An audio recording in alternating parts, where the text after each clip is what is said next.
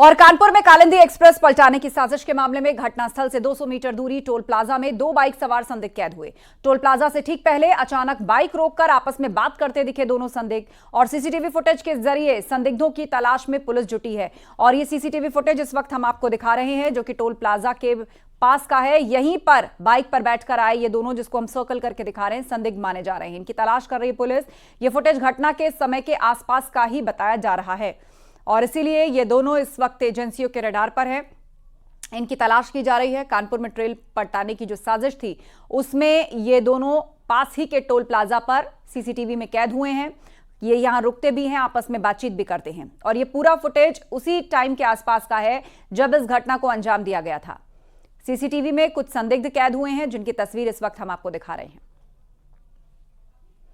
तो दो बाइक पर सवार कैमरे में कैद, जिसको हम बाकायदा मार्क करके आपको दिखा रहे हैं। यह टोल प्लाजा घटनास्थल से मात्र 200 मीटर की दूरी पर है और यहीं पर बाइक पर बैठकर आते हुए दो लोग इसमें कैद हुए हैं। इन दोनों को संदिग्ध माना जा रहा है। कानपुर में जो कालिंदी एक्सप्रेस पलटाने की साजिश हुई उसमें इनको संदिग्ध माना जा रहा है और इनकी तलाश की जा रही है। बताया जा रहा है कि जिस वक्त टोल के पास ये देखे गए वो लगभग वही समय था जब इस पूरी घटना को प्लांट किया गया था।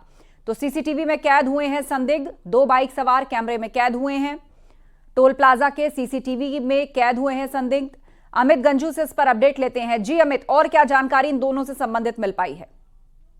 आपको बताना चाहूंगा, जिस दिन से ये घटना हुई है उस दिन के बाद से 9 एजेंसीज एक साथ काम कर रही है, जिसमें एटीएस बात करें, हम क्राइम ब्रांच की बात करें, एसआईटी की बात करें, स्वाट की टीम की बात करें या आरपीएफ की, लगातार सब छानबीन कर रहे हैं, पूछताछ कड़ाई से कर रहे हैं। इसी क्रम में वहां से 150 मीटर की दूरी पर बने टोल में ये जो सीसीटीवी फुटेज है इसमें ये दो संदिग्ध दिखे। इन्होंने अपनी बाइक खड़ी की है और उसके बाद ये, क्योंकि ऑडियो विजन इतना क्लियर नहीं आता है, दो लोग खड़े हैं, उसके बाद ये ट्रैक में पीछे की तरफ जाते हैं, फिर आगे आते हैं, फिर ये बैक करते हैं। ऐसी 2-3 बार मूवमेंट करते हैं और पुलिस ने अब इनका सीसीटीवी फुटेज लिया और इनके नंबर्स को और इनके चेहरों को पहचानने का प्रयास किया जा रहा है। और मुंडेरे गांव की बात की जाए, शिवराजपुर, चौबेपुर, बिठूर, बिल्लौर, उत्तरीपुरा जैसे गांव में पुराने हिस्ट्री शीटर्स की भी कुंडी पुलिस खंगालने में लगी और इन दोनों संदिग्ध को भी पता कराना चाह रही, ताकि इनके पकड़ जाने के बाद भी कई चीजें प्रकाश में आ सकती हैं। मैं आस्था जी आपको बताना चाहूंगा कि पूरा मामले में एजेंसीज कोई भी कोर कसर नहीं छोड़ रही है। एक एक व्यक्ति जिस पर भी जरा सा भी शक हो रहा है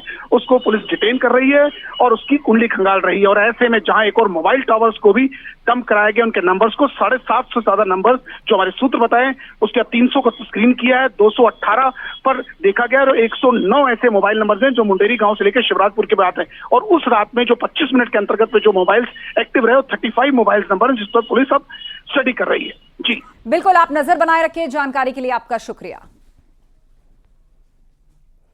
और कानपुर में ट्रेल पलटाने की साजिश से जुड़ी एक और बड़ी खबर है। हिरासत में हिस्ट्री शीटर शाहरुख। सूत्रों के हवाले से खबर मिली है कि हिस्ट्री शीटर की कुंडली खंगाल रही है पुलिस। रेलवे ट्रैक के पास खड़े होकर ली थी सेल्फी और व्हाट्सएप स्टेटस पर उसको अपलोड किया था। कानपुर, फतेहपुर, कन्नौज समेत कई जिलों में केस दर्ज है।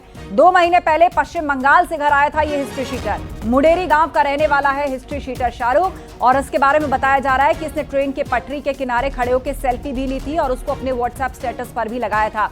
अभी कुछ वक्त पहले ही वो पश्चिम बंगाल से लौटा है अपने गांव।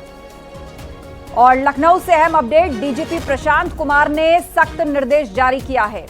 वर्चुअली सख्त निर्देश जारी हुए हैं एसपी एसएसपी को। संवेदनशील जगहों पर रेलवे ट्रैक की निगरानी के निर्देश दिए गए हैं।